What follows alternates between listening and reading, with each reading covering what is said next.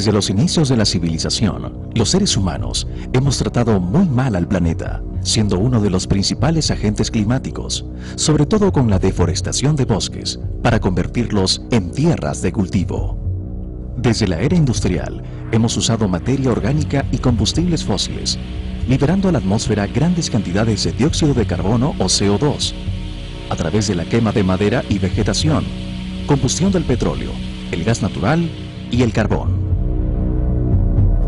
Se calcula que cada año emitimos unas 25.000 millones de toneladas de CO2, la concentración más alta de los últimos 650.000 años, del cual una gran parte de los ecosistemas terrestres no lo pueden reciclar rápidamente.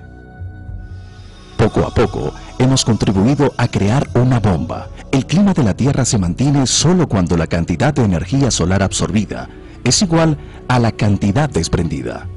El aumento de los niveles de dióxido de carbono, metano y óxido nitroso permite que los rayos del sol penetren en la Tierra sin impedimento, y su concentración hace que los rayos solares no puedan escapar. Como en un invernadero, la mayor cantidad de estos gases hacen que la capa interna de la atmósfera y la superficie terrestre se calienten.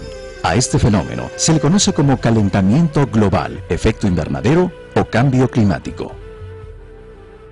Según distintas opiniones científicas, se cree que este factor podría aumentar la temperatura del planeta entre 1,5 y 5,8 grados Celsius. Este aumento sería el más rápido en los últimos 100.000 años, haciendo muy difícil que todos los ecosistemas del mundo se puedan adaptar. La cantidad de gases de efecto invernadero vienen aumentando por tres factores fundamentales: la quema de combustibles fósiles, la destrucción de bosques y el aumento de la población. Un mundo apretado, con 6.300 millones de personas, no es el lugar adecuado para realizar experimentos incontrolados sobre el clima.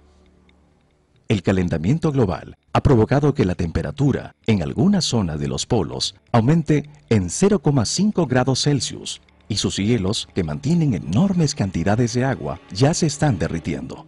Al derretirse, más agua dulce entra al mar.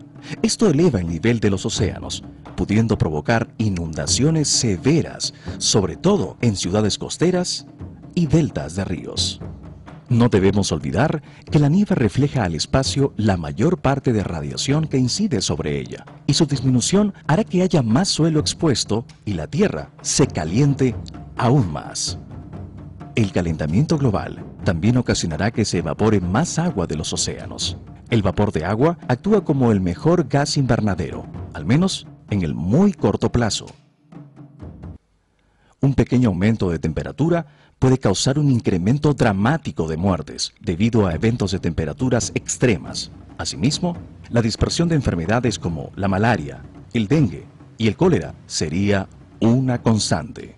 En algunos lugares, las sequías, la falta de agua y alimentos, las tormentas, los fracasos de los cultivos y la extinción de incontables especies de plantas y animales serían inevitables, mientras que en otros lugares se podrían tener inundaciones, temperaturas anormalmente bajas y aumento de plagas vegetales y animales.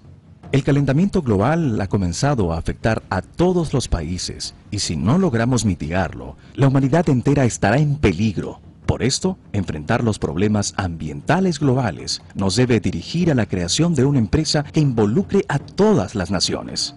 El costo para implementar acciones de mitigación podría demandar poco más de 0,1% del Producto Bruto Interno Mundial, pero la inacción puede colocar a todas las economías en peligro, llegando a costar el 20% del PBI del mundo.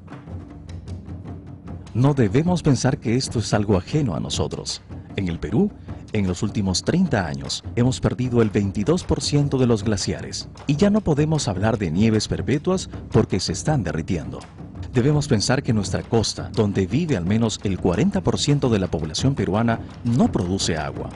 Con la pérdida de los glaciares andinos, en el futuro nuestra costa tendrá menos agua continua, pero la población sigue aumentando y la demanda de agua también. La pesca es otro de los sectores sensibles al cambio climático. El aumento de la temperatura en el mar ha generado que la anchoveta, que vive en condiciones frías, ahora solo se encuentre a mayor profundidad. obligando a las pesqueras a que se concentren en especies como el jurel y la caballa. La deforestación contribuye entre un 12 y un 19% al efecto del calentamiento global del planeta. En el Perú, el ritmo de deforestación durante las 3 últimas décadas ha sido de 3.000 hectáreas por año, lo que significa la pérdida de 9 millones de hectáreas de bosques y el grave perjuicio de la integridad del ecosistema forestal. Debemos aceptar el hecho que la protección ambiental es tarea de todos y debe realizarse sin perder de vista los aspectos económicos y sociales.